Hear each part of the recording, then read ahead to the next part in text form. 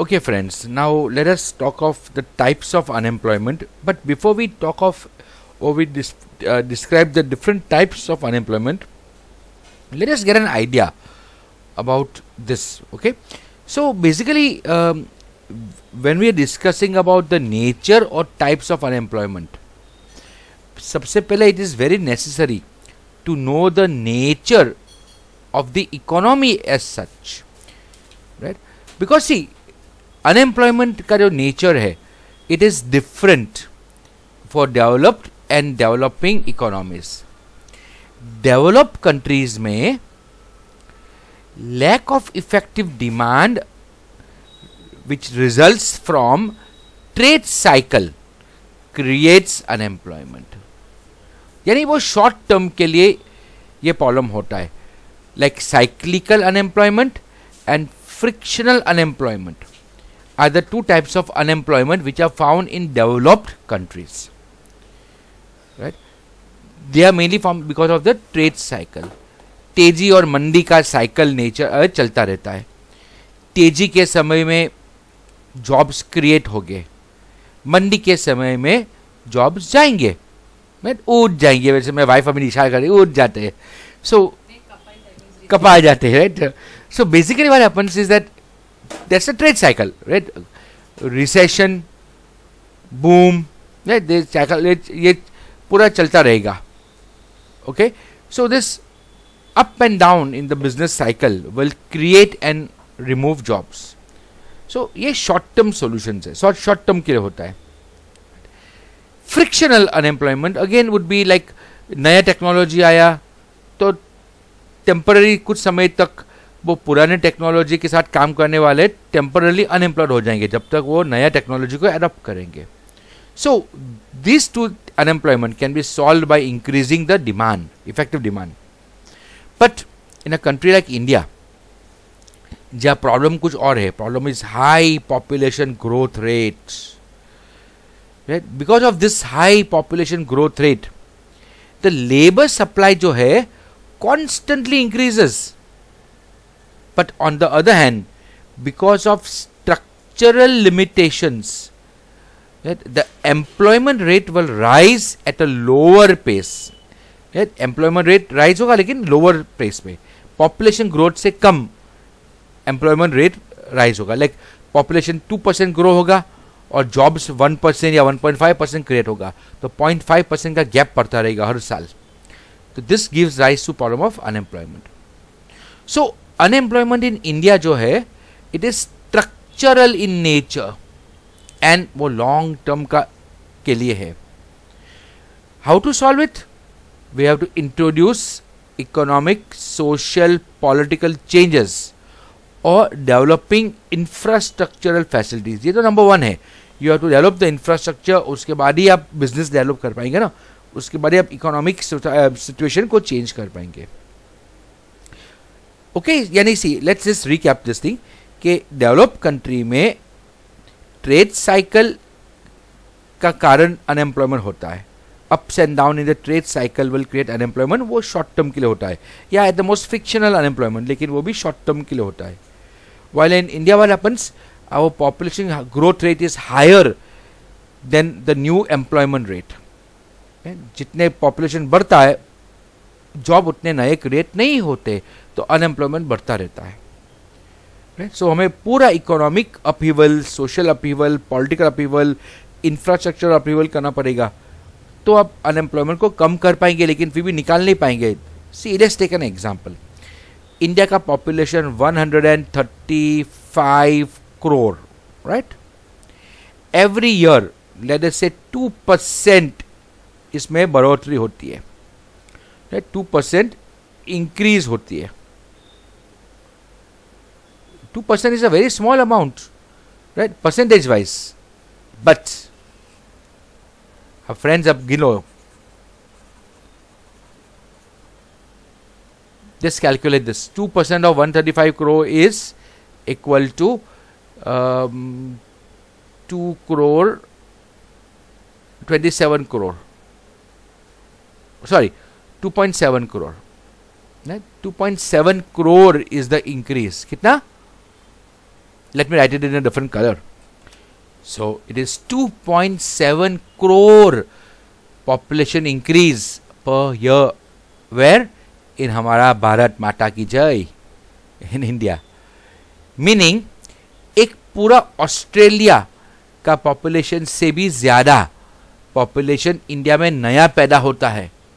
Imagine my friends, पूरा Australia का population 2 crore से थोड़ा ज़्यादा है. तो इंडिया में एवरी ईयर एक नया ऑस्ट्रेलिया ऐड हो जाता है. ओके, बॉर्न नहीं, ऐड हो गया. इतना, यानी आपको इतने नए जॉब्स एवरी ईयर क्रिएट करना पड़ेगा. Not possible my friends, not possible. आप 1 करोड़ जॉब, 1.5 करोड़ जॉब भी क्रिएट करिए.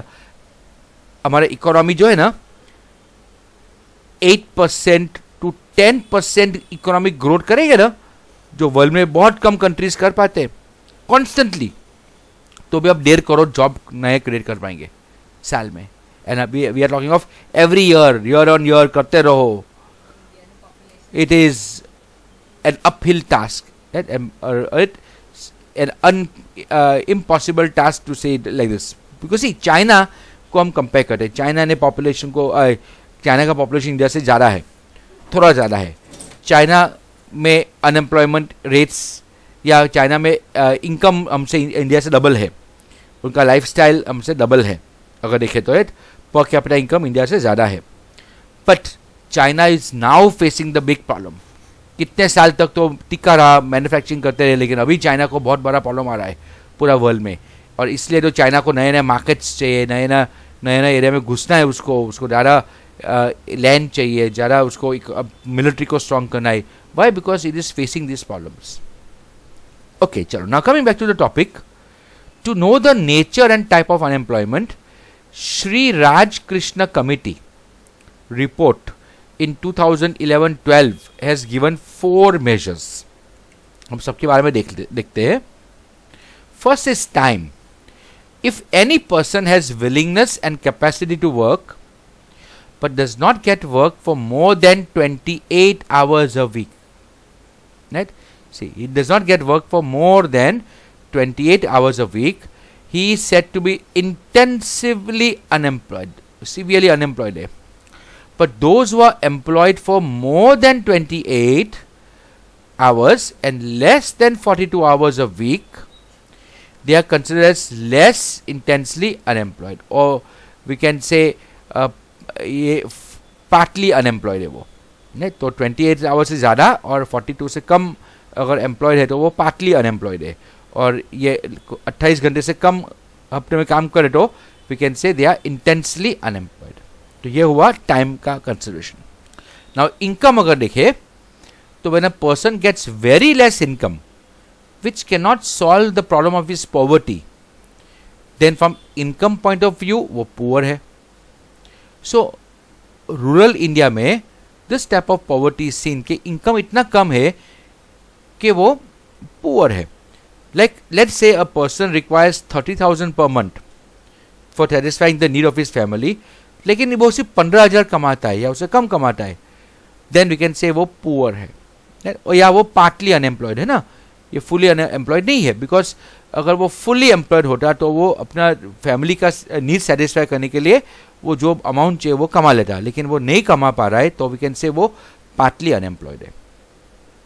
ओके, सो टाइम के बेस में कितने घंटे काम किया. दूसरा इनकम पॉइंट ऑफ व्यू से, a person who is poor is unemployed we can say, और पार्टली अनएम्प्लॉयड, राइट, बिकॉज वो उसका काम करने से उसको बे मिनिमम नहीं मिल रहा है. चलो थर्ड अगर देखें, विलिंगनेस की बात करें. When a person is eligible of getting good job, वो लायक है जॉब पाने के लिए, but he or she does not get a job as per his or her eligibility and accepts lower cadre job and gets very less income from his job, then he is underemployed. देखो ये unemployed नहीं, लेकिन वो underemployed है. Example, CA होके clerk का काम करना, तो that is you are underemployed ना. आपने मास्टर डिग्री लिया, लाइक आपने बीएससी किया या एमकॉम, सॉरी एमएससी किया या एमकॉम किया या एमए किया, और उसके बाद अगर आपको सब्जी बेचने का वारा आया या आपको कोई कोई भी दुकान में छोटा कोई काम करना पड़ रहा है, आपको सेल्समैन का काम करना पड़ रहा है, तो यू आर अंडर एम्प्लॉयड। आपकी एलिजिबिलिटी के हिसाब से आपको जॉब नहीं मिल रहा है, आपको इनकम भी नहीं मिल रहा है, and that's a very big problem in India. And the last type is based on productivity.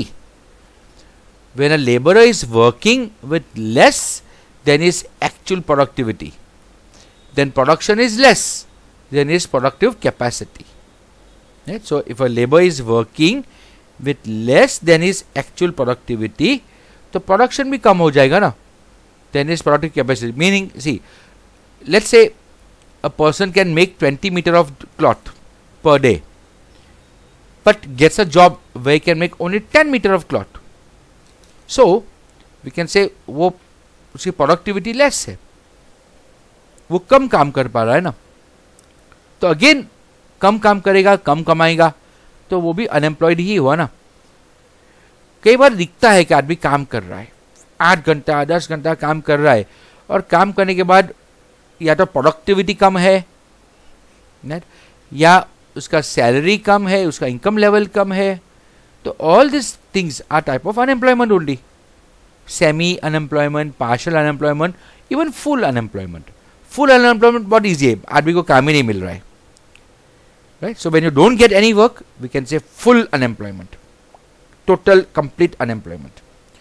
लेकिन काम मिलने के बाद भी या तो पूरा काम नहीं मिले, थोड़ा ही काम मिले, या आपको अंडर एम्प्लॉयमेंट करना पड़े, या आपका काम के लेवल के हिसाब से आपको कम काम मिले, लोअर लेवल का काम मिले विद ए लोअर पे ग्रेड, तो all this is type of unemployment only. It is type of partial unemployment, पर वो अनएम्प्लॉयमेंट ही है, बिकॉज हमारा रिसोर्सेज जो है, जो ह्यूमन रिसोर्सेज की बात करें, at human being is a resource. Human resource is not fully employed in unemployment. वो याद रखने का आपको कि फुल अनएम्प्लॉयमेंट या इवन पार्शियल अनएम्प्लॉयमेंट, दोनों अनएम्प्लॉयमेंट टाइप में ह्यूमन रिसोर्स जो है नॉट फुल्ली एम्प्लॉयड, यानी उसको 100% यूज नहीं होता है, and that is the biggest problem, because बाद में इनकम कम हो जाती है। Based on this will now see the types of unemployment, लेकिन वो हम नेक्स्ट वीडियो में देखते हैं। सो सी यू देन, बाय।